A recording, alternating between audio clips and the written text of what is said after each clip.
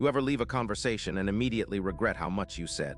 Not because you lied, because you gave too much away and you don't even know why you did it. Most people think power comes from what you say, from being sharp, quick, having the perfect comeback. So they talk, they explain themselves, they fill every silence, and then they wonder why nobody takes them seriously. By the end of this video, you will understand why the most dangerous people in any room are almost always the quietest, and how they use that silence to control everyone around them without lifting a finger. Stay to the end. The last point is the one nobody teaches, and it's the one that actually changes how people see you. 2 things you need to notice as we go. Why silence makes people project power onto you that you haven't earned yet. And why the person doing most of the talking in any negotiation has already lost, even if they don't know it. Sun Tzu wrote something 2,500 years ago that most people quote but don't actually understand. All warfare is based on deception. Everyone hears that and thinks it means lying. It doesn't. It means information asymmetry. It means the side that knows more about the other side wins, every single time. Now translate that to a room full of humans. When you talk, you leak. You leak your insecurities, your intentions, your emotional state, your position. The other person is silently building a map of you, what you want, what you fear, what will make you flinch. And you handed them the whole map for free because you couldn't sit in the silence. There's a term in psychology called self-disclosure reciprocity. When someone opens up to us, we feel a pull to open up back. It's baked into human wiring. Manipulators know this. That's why they lead with a fake vulnerability, a small confession, a little secret, because they know your brain will feel obligated to match it.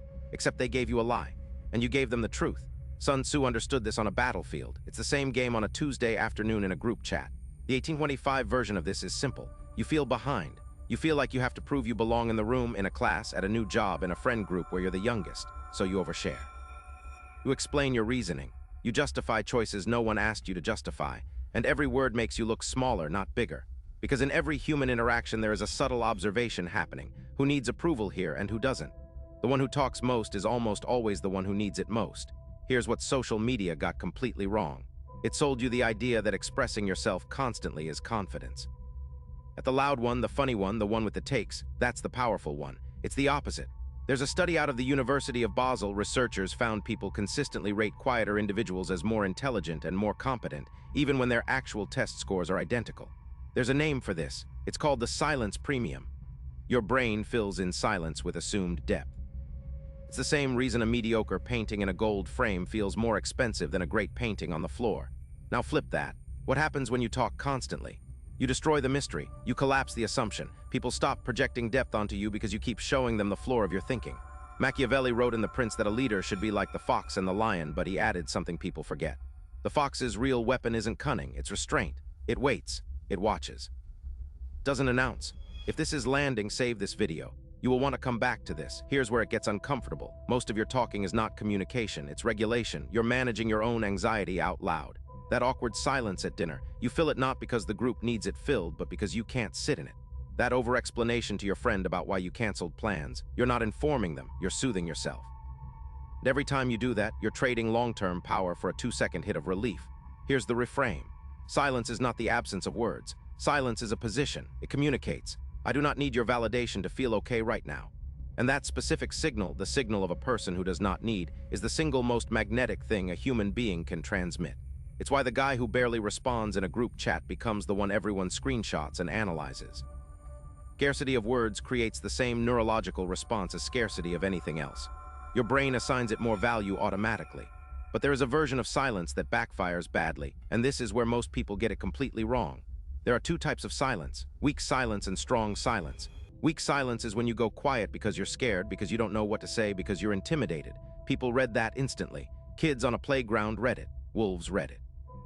Your boss reads it in a meeting. Weak silence gets you eat. Strong silence is different.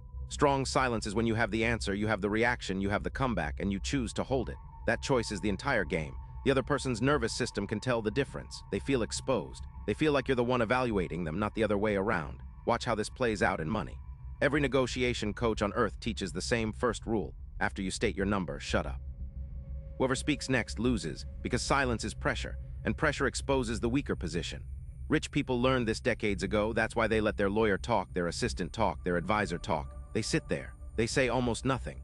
And the person across the table starts sweating, starts explaining, starts negotiating against themselves before a single counteroffer has been made. Drop in the comments. Have you ever watched someone talk themselves out of a deal they'd already won? because it happens constantly, and once you see it, you can't unsee it. The status version of this is even sharper. Look at how high-status people carry themselves in a room versus how insecure people do. Insecure people announce. They tell you what they do, where they went to school, who they know, what they're working on inside the first 3 minutes. High-status people withhold. They ask questions. They let you talk. And every question they ask is a small extraction. They're building a full profile of you while you learn almost nothing about them. That is a power asymmetry, and it happens silently in real time, and you didn't notice. For someone 1825, this is the layer nobody explains. You will walk into rooms, job interviews, first dates, networking events, friendships with older people, where the other person is already running this game on you. They will smile. They will ask thoughtful questions.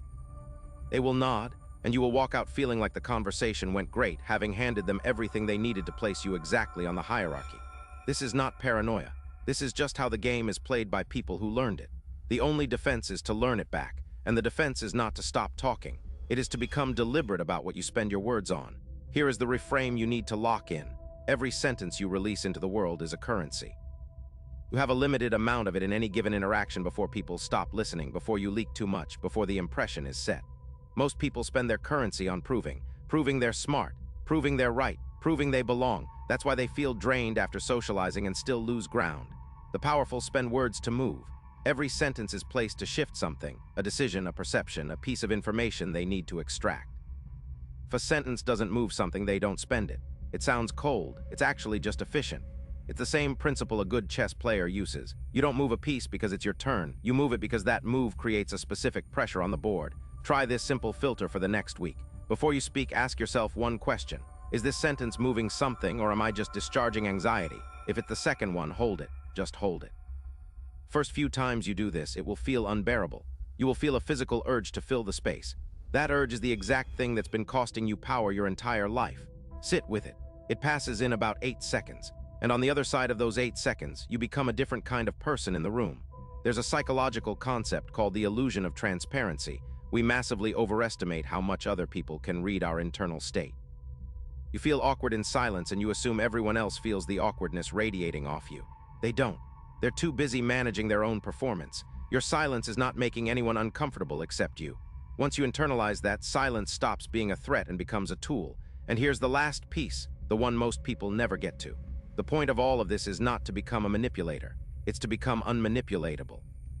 And you understand how information leaks, how silence pressures, how words get spent to prove instead of move. You can see it being done to you in real time.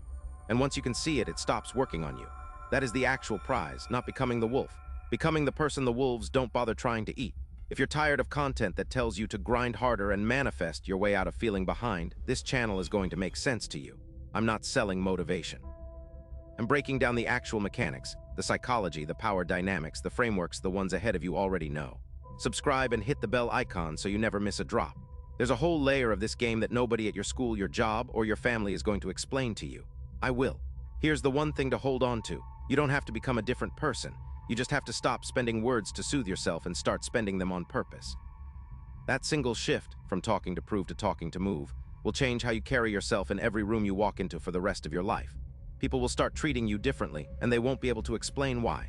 You will know why. One more thing. There's a specific pattern that manipulators use to bait you into oversharing without you noticing, a technique straight out of dark triad psychology. I broke it down in my video on how high-status people read you in under 60 seconds. If this hit, that one will make everything I just said click into place. Watch that next.